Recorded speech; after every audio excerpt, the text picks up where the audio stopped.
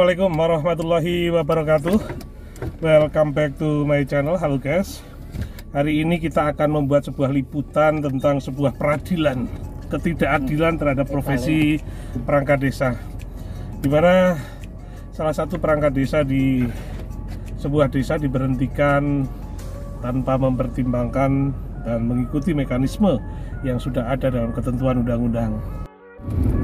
Ya, kita masih di tol untuk menuju ke Pengadilan Tinggi Usaha Negara PT UR Semarang terhadap nasib perangkat desa. Sesuai ketentuan Undang-Undang Nomor 6 Tahun 2014 tentang desa, bahwa pemerintah desa terdiri dari kepala desa dan perangkat desa. Kepala desa dipilih oleh rakyat dalam sebuah proses pemilu, yang kemudian kepala desa terpilih akan dilantik oleh bupati kepala daerah. Selanjutnya, setelah disumpah, setelah berjanji, maka kepala desa memiliki tanggung jawab yang salah satunya adalah mengangkat dan memberhentikan perangkat desa. Akan tetapi, tugas dan kewajiban kepala desa dalam rangka mengangkat dan memberhentikan perangkat desa pun harus patuh dan taat terhadap undang-undang desa dan peraturan-peraturan kelanjutannya. Tidak kemudian karena memiliki kewenangan mengangkat dan memberhentikan dengan serta-merta, dengan sesuka hatinya dapat mengangkat dan memberhentikan perangkat desa. Seperti yang kita ketahui, bahwa perangkat desa itu adalah kesekretariatan yang dipimpin oleh sekretaris desa dan dibantu oleh para kepala urusan atau KUR, kemudian pelaksana kewilayahan atau juga bisa disebut kepala dusun, dan selanjutnya adalah pelaksana teknis atau yang kemudian disebut dengan kepala seksi. Sekretaris desa, kepala urusan, kepala kewilayahan, pelaksana teknis adalah satu kesatuan perangkat desa yang diatur dalam undang-undang yang sama, diangkat minimal berusia 20 tahun dan berakhir masa jabatannya pada saat usia 60 tahun. Nah, banyak kejadian seperti di beberapa kabupaten di Indonesia ini, seperti yang ada di Indramayu, Kabupaten Indramayu, Provinsi Jawa Barat, Kabupaten Kerawang, kemudian ada di Provinsi Banten, kemudian Kabupaten Kaur, Provinsi Bengkulu, kemudian ada di Nangro Aceh Darussalam, ada di Nias, dan banyak tempat yang masih terjadi pemberhentian perangkat desa non-prosedural dan tidak mentaati peraturan perundang-undangan yang berlaku. Saudara, kalau kita membaca ketentuan Undang-Undang Desa pasal 53 tentang pemberhentian perangkat desa, pasal 53 ayat 1 berbunyi, perangkat desa berhenti karena A. Meninggal dunia, B. Permintaan sendiri, atau C. Diberhentikan. Ayat 2, perangkat desa yang diberhentikan sebagaimana dimaksud pada ayat 1 huruf C karena A. Usia telah genap 60 tahun, B. Berhalangan tetap,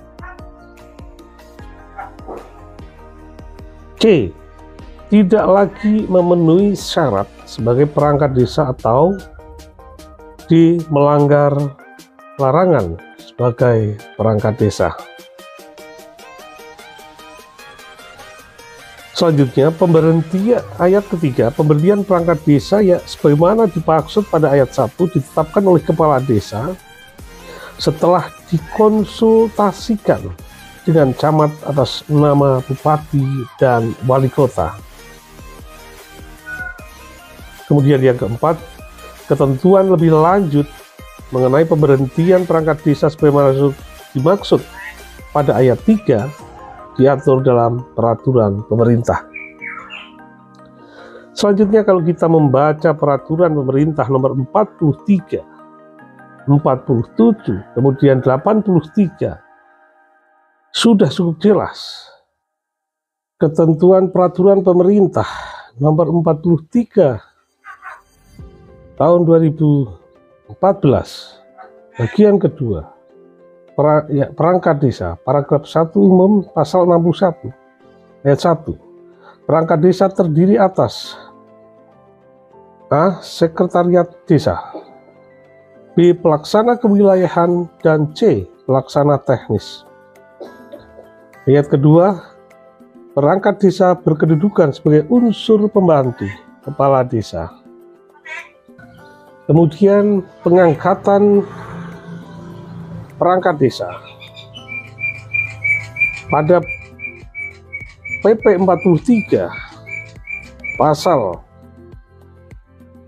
65 ayat 1, perangkat desa diangkat dari warga desa yang memenuhi persyaratan A. Berpendidikan paling rendah sekolah menengah umum atau yang sederajat, B.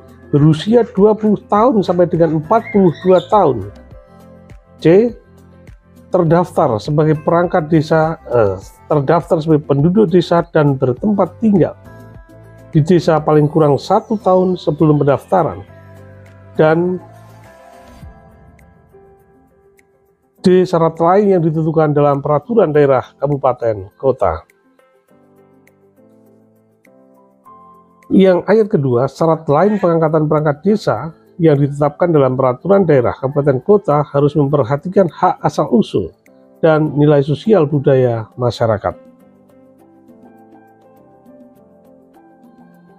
Pengangkatan perangkat desa pun dalam ketentuan peraturan pemerintah nomor 40 telah diatur sedemikian rupa, mulai dari tahap penjaringan, pelaksanaan tes, dan lain sebagainya. Yang kemudian ketentuan peraturan Menteri Dalam Negeri nomor 67 pasal 12 Permendagri 67 tahun 2017 ini tentang pengangkatan dan pemberhentian perangkat desa merupakan perubahan atas peraturan Menteri Dalam Negeri nomor 83 yang kemudian dirubah menjadi peraturan Menteri Dalam Negeri nomor 67 tahun 2017 bahwa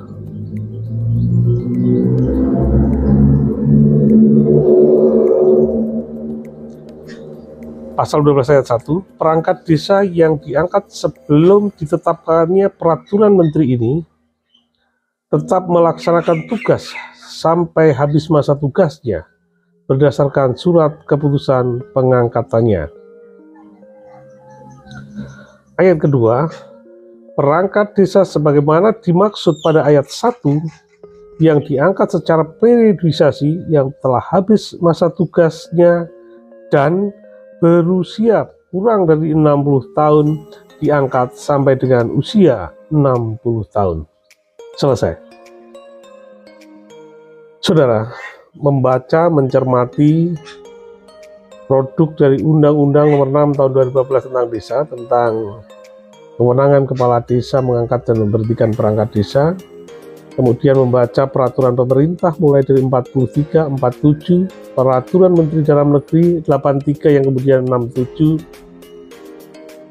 dan membaca sumpah janji. Nah, kalimat sumpah janji kepala desa saat dilantik, maka seharusnya sudah tidak ada lagi pemberhentian perangkat desa yang tidak sesuai atau pemberian perangkat desa yang semena-mena. Apalagi pada saat akan menjabat, kepala desa telah bersumpah berjanji, demi Allah, demi Tuhan, saya bersumpah, saya berjanji, sampai dengan kalimat akan melaksanakan kewajiban saya dengan sejujur-jujurnya, seadil-adilnya, dan akan melaksanakan semua bentuk peraturan perundang-undangan yang berlaku bagi desa, daerah, dan negara kesatuan Republik Indonesia. Maka seharusnya nasib perangkat desa sudah aman bekerja hingga yang bersangkutan berusia 60 tahun. Dengan catatan perangkat desa dimaksud bisa diberhentikan manakala perangkat desa telah melanggar ketentuan peraturan perundang-undangan. Itulah kemudian betapa sedihnya kita yang hadir dalam pelantikan kepala desa, mendengarkan sumpah janji, yang mengambil sumpah juga berdosa, apalagi kepala desa yang telah mengkhianati atau mengingkari sumpah janjinya yang akan melaksanakan ketentuan perundang-undangan yang berlaku bagi desa, daerah, dan negara kesatuan Republik Indonesia. Dan para saksi yang mendengarkan sumpah janji kepala desa pasti juga ikut berdosa manakala kepala desa memberhentikan perangkat desa tidak sesuai peraturan perundang-undangan yang berlaku. Kiranya demikian. Semoga ini menjadi pencerahan dan untuk semua pihak. Kami berharap Bapak Ibu Kepala Desa tetap mentaati ketentuan peraturan perundang-undangan, dan bukan karena janji politik yang kemudian peraturan perundang-undangan harus dilanggar, di mana biasanya memberhentikan perangkat desa dan diganti oleh tim suksesnya. Selanjutnya untuk kawan-kawan perangkat desa dimanapun berada, ketika kita sudah terlanjur, kita sudah menjadi bagian dari sistem penyelenggaraan pemerintahan desa berstatus perangkat desa, maka pada saat pemilihan kepala desa kita harus netral, dan saat bertugas perangkat desa tetap harus loyal, patuh, dan taat dalam kebijakan manajerial kepala desa kita. Kiranya demikian, kurang lebihnya mohon maaf. Wassalamualaikum warahmatullahi wabarakatuh.